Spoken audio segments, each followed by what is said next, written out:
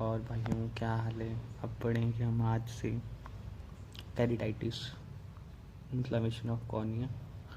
तो इसमें बहुत बड़ी क्लासिफिकेशन दी। क्लासिफिकेशन वैसे इतनी इम्पॉर्टेंट नहीं, फिर भी मतलब थोड़ा बहुत कर लेते हैं ऊपर से।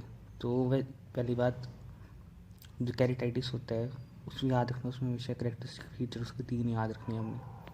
एक तो कॉर्निया का ईडिमा हो जाएगा, वहाँ इन्फिल्ट्रेशन हो जाएगी, ठीक है, और सिलरी कंजेशन, मतलब 3 चीज़ें याद रखनी उन्हें।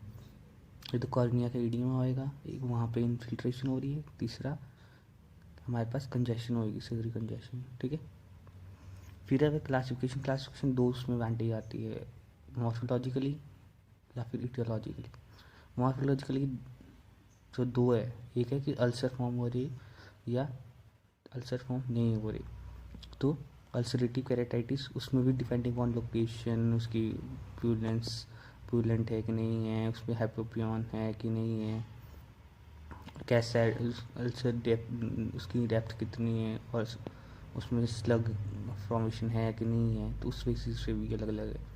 इसमें से हाइपोपियन है ना, हाइपोपियन कौन है सर इंपॉर्टेंट। तो हाइपोपियन होता है, हाइपोपियन होता है कि मिल्की वाइट फ्लूइड होता है जो कि inferior part of the anterior chamber होता है। मतलब सिंपली बोलें तो हिंदी में पस, जो एंटीरियर चैम्बर में पस हो जाती है इकट्ठी इंफीरियर पार्ट में एंटीरियर चैम्बर के, जो कि mainly consist of white blood cell होती है। तो हाइपोपियन वो है, ठीक है। अब नॉन अल्सरेटिव में आपके वैसे सुपरफिशियल हो गया, डीप हो गया, ठीक है। इन्फेक्टिव में इन्फेक्टिव मतलब सॉरी इटियोलॉजी के बेसिस पे इन्फेक्टिव है, एलर्जिक है, ट्रॉपिक है, हमने इतने पढ़नी। इन्फेक्टिव कैरेटाइटिस इंपॉर्टेंट है, तो ये पढ़ेंगे हम। एलर्जी कैरेटाइटिस देखो हमने पढ़ा है, ये वीकेसी पीकेसी, ये टॉपिक कैरेटाइटिस विच कंजक्टाइव में पढ़े हैं हमने, वही है सेम। तो हम यहाँ पे सिर्फ पहला भी पढ़ेंगे क्या, बैक्टीरियल बैक्टीरियल कॉर्नियल अल्सर पढ़ते हैं ऊपर से, ठीक है। तो अल्सरेटिव कैरेटाइटिस में कॉर्नियल अल्सर होता क्या है, मतलब कॉर्नियल अल्सर होता है कि डिसकंटिन्यूशन ऑफ द एपिथेलियम, ठीक है, और साथ में क्या होगा, नेक्रोसिस होगा सराउंडिंग कॉर्नियल टिश्यू का, ठीक है। सिंपल क्या है, डिसकंटिन्यूशन, जो कॉर्नियल एपिथेलियम है वो टूट जाएगी, और उसमें क्या नाम, वहाँ पे क्या होगा, नेक्रोसिस होगा कॉर्नियल टिश्यू का जहाँ पे, ठीक है। उसको बोलते हैं ulcers. Ulcer corneal ulcer simply समझ आ गया। अब आ गया bacterial corneal ulcer. Bacterial corneal ulcer होते मेनली किस वजह से होंगे। अब 2 फैक्टर्स बताएगी इसमें कि पहले क्या होगा, डैमेज होगा एपिथेलियम को, फिर वहाँ से जो होगा इन्फेक्शन होगा, ठीक है, ऑफ द इरोडेड एरिया। अब इसमें कैसे, अब कॉर्निया के एपिथेलियल डैमेज कैसे हो सकता है, कॉर्निया का एपिथेलियम कैसे डैमेज हो सकता है, वो बताया है इसमें कि कॉर्नियल एब्रेजन से, जैसे कोई ट्रॉमा हो जाएगा या फिर कोई फॉरेन बॉडी आ जाए, उससे एब्रेजन हो जाएगा, कॉर्नियल एब्रेजन पहला आ गया, ठीक है। दूसरा आ गया कि जीरोसिस की वजह से एपिथेलियल ड्राइंग होगी, ये तो हो सकता है, क्योंकि जो हमारे टीयर है वो प्रोटेक्टिव भी होता है इन नेचर, तो एपिथेलियल ड्राइंग की वजह से हो सकता है, या कॉर्नियल इडीमा हो जाए, या नेक्रोसिस एपिथेलियम हो जाए, ऐसे। तो अब जो ऑर्गेनिजम्स जो है मेनली, वैसे तो कॉर्निया वैसे बहुत वैसे इजीली नहीं होते उससे पास, पर इसमें से जो जो मेनली ऑर्गेनिज्म है जो अल्सरेशन प्रोड्यूस करते हैं कॉर्निया में, वो बताए गए। तो नाइजीरिया के दोनों, नाइजीरिया गोनोरी और मेनिंजाइटिस, और कॉर्निया डिप्थेरी, वैसे 5 है, इसमें 3 याद रखने हमने, नाइजीरिया गोनोरी, नाइजीरिया मेनिंजाइटिस और कॉर्नी बैक्टीरियम डिप्थेरी। फिर आ जाएंगे हम इसका सोर्स में, हमेशा एक्सोजीनियस होता है, मतलब कोई लैक्राइमल सेक्स हो सकता है या कंजक्टिव सेक्स से हो सकता है, ठीक है, एक्सोजीनियस सोर्स होगा हमेशा, इसमें याद रखना है। फिर है पॉजिटिव एजेंट, तो इसमें दोनों ग्राम पॉजिटिव बेसिलाई और कोकाई और ग्राम नेगेटिव बेसिलाई और कोकाई याद रखने हैं हमने। तो मेनली जो है बस इसमें याद रखो कॉमन बैक्टीरिया जो यूज़ मतलब होता है, तो स्टाइलोकोकस जो है मोस्ट कॉमन होता है, ठीक है। और जो कॉन्टैक्ट लेंसेज वाले होते हैं, जो पहनते हैं कॉन्टैक्ट लेंसेज, उनमें सोडोमोनाज होता है, तो बस वो याद रखें, स्टाइलोकोकस और सोडोमोनाज मेनली होते हैं, ठीक है। अब इसकी पैथोलॉजी पढ़ती है कि कॉर्नियल अल्सर में कैसे होती है, तो इसकी स्टेजेस बताएगी, इसमें 4 स्टेजेस होती है, ठीक है। कैसे होगी, अब 4 स्टेजेस वो पढ़ेंगे आगे, पहले हम इतना ही पढ़ते हैं। Star stages of progressive infiltration, stage of active ulceration, regression और असिस्टाइजेशन, ठीक है। अब उसकी क्या नाम, जगह जैसे मतलब इसने अल्सर हो गया तो उसके बाद क्या होगा, तो उसके बाद क्या हो सकता है, वहाँ अल्सर में भी लोकलाइज्ड और उसको हील हो सकता है, या वो पेनिट्रेट कर सकता है और कॉर्नियल परफोरेशन कर सकता है, या फिर स्लग ऑफ कर सकता है कोनिया को। अब पैथोलॉजी है जो वो उसके पढ़ते हैं मेन। तो पहला है कि प्रोग्रेसिव इन्फिल्ट्रेशन। अब क्या हुआ कि एपिथेलियम डैमेज कर दिया है, ठीक है, तो उसकी वजह से क्या होगा कि इन्फिल्ट्रेशन होगी, जितने भी लिम्फोसाइट्स और ल्यूकोसाइट्स वगैरह जो है उनकी इन्फिल्ट्रेशन हो जाएगी, ठीक है, वहाँ पे एपिथेलियम जहाँ पे इन्वेड कर दिया है उसने बैक्टीरिया ने वहाँ पे। उसके बाद क्या होगा, इन्फिल्ट्रेशन की वजह से क्या होगा, अल्सरेशन होगी। अल्सरेशन में क्या होगा कि नेक्रोसिस हो जाएगी और जो एरिया है वो बाहर निकल जाएगा, मतलब जो भी स्लग ऑफ हो जाएगा, मतलब एपिथेलियम का बाउमेन मेम्ब्रेन का जितना स्ट्रोमा इन्वॉल्व होएगा। जब इस स्टेज में जब एक्टिव अल्सरेशन हो रही है, नेक्रोसिस वगैरह हो रही है, तो वहाँ पे क्या होगा, हमें हेपरेमिया मिलेगा। हेपरेमिया होगा, हेपरेमिया की उससे क्या होगा, प्यूरुलेंट एक्सुडेट्स निकलेंगे, ठीक है, कॉर्निया में। दूसरा क्या है कि वेस्कुलर कंजेशन होएगा, किसका, आइरिस और सिलियरी बॉडी, जिसकी वजह से क्या होगा, वो क्यों हो रहा है, क्योंकि टॉक्सिन जो एब्जॉर्ब हो जाएंगे अंदर, तो जिसकी वजह से क्या होगा कि वेस्कुलर कंजेशन होगा आइरिस और सिलियरी बॉडी का, जिसकी वजह से क्या हो सकता है, एपोपियन हो सकता है। एपोपियन क्या है, बस आ सकती है एंटीरियर चैम्बर में, ठीक है। फिर है तीसरा है कि अल्सरेशन जो है वो फर्दर प्रोग्रेस कर सकता है या साइड को या फिर डेप्थ में नीचे को भी डीपर पेनिट्रेशन भी कर सकता है। जो डीपर पेनिट्रेशन करेगा, नहीं सॉरी, जो साइड को जाएगा तो सुपरफिशियल अल्सरेशन करेगा, डिफ्यूज सुपरफिशियल अल्सरेशन।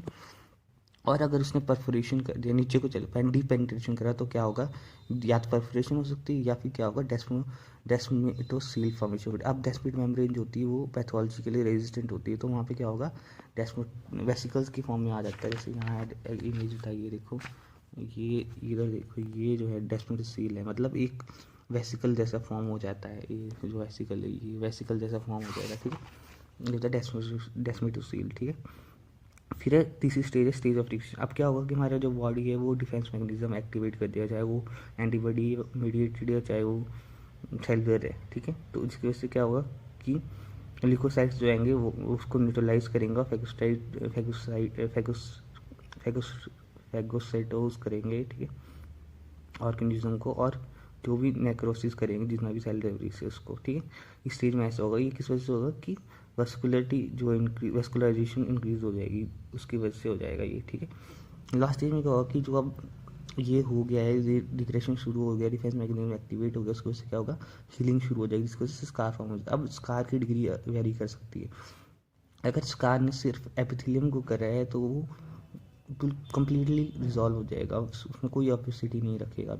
अगर उसने बाउमेन मेम्ब्रेन को इन्वॉल्व किया है तो हम उसमें क्या होगा, उसको हम बोलेंगे नेबुला, जो स्कार बच जाएगा नेबुला बोलेंगे। और जो जी अगर उसने स्टोमा को इन्वॉल्व किया और जी सिर्फ 1/3 कर तो मैकुला, अगर 1/3 से ज़्यादा कर तो ल्यूकोमा बोलते हैं उसको।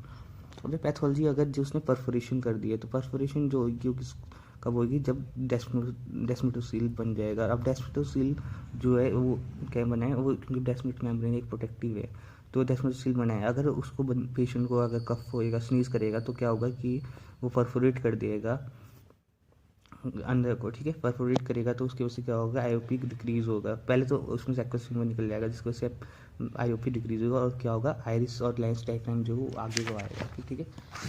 अब जो परफोरेशन हुई है वो वेरी करती है depend on the size of perforation, उसकी वजह से उसकी हीलिंग भी हो सकती है रैपिडली। वैसे हीलिंग लिखती रही, it is usually plugged and healing by surgery proceed rapidly. देखो अब इमेज दी है इसमें, देखो यहाँ पे ये आइरिस की वो है, ठीक है, आइरिस आगे को आ गया फॉरवर्ड, किसकी वजह से है वो, जब आईओपी डिक्रीज हुआ उसकी वजह से, ठीक है। अब पैथोलॉजी है ऑफ स्लगिंग कॉर्नियल अल्सर। अब स्लगिंग का मतलब कि निकल गया है, अगर सपोज जो अल्सर हुआ है वो बाहर को मतलब साफ हो गया, निकल गया, स्लग ऑफ हो गया, तो उसकी वजह से क्या होगा कि अब जब आइरिस के जो प्यूपिल है उसके आगे क्या होगा, एक फॉल्स कॉर्निया डेवलप हो जाएगा, ठीक है।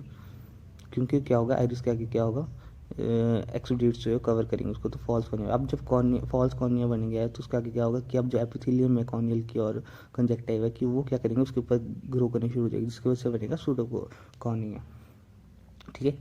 आइरिस के आगे क्या हुआ, पहले एक्सुडेट्स आए तो फॉल्स कॉर्निया बना दिया। अब फॉल्स कॉर्निया बन गया तो एपिथेलियम क्या करेगी, उसके ऊपर ग्रो कर जाएगी कॉर्नियल और कंजक्टिवा, जिसकी वजह से सूडो कॉर्निया बन जाएगा, ठीक है। और इसको बोलते हैं हम क्या, स्टिफाइलोमा बोलेंगे इसको, जो बनेगा फिर उसके बाद। अब आ जाओ क्लिनिकल फीचर्स। क्लिनिकल फीचर्स में हमें याद रखना दो, ब्रॉडली दो उसमें पढ़ते हैं हम, या फिर purulent corneal ulcer without hypopyon और corneal ulcer with hypopyon. Hypopyon क्या होता है, पस जो आ जाती है एंटीरियर चैम्बर में, उसकी इमेज दिखाई मैंने आपको यहाँ पे दी, ये देखो यहाँ पे ये पस जैसी जो इकट्ठी हुई है नीचे, एंड ये हाइपोपियन, ठीक है। सिम्टम्स क्या आएंगे उसको? पेन होगी, वाटरिंग होगा, फोटोफोबिया होगा, ब्लड विजन होगी और रेडनेस ऑफ आई, ठीक है। ये इसकी 5 फीचर्स है, photophobia, blood vision, redness, watering और पेन।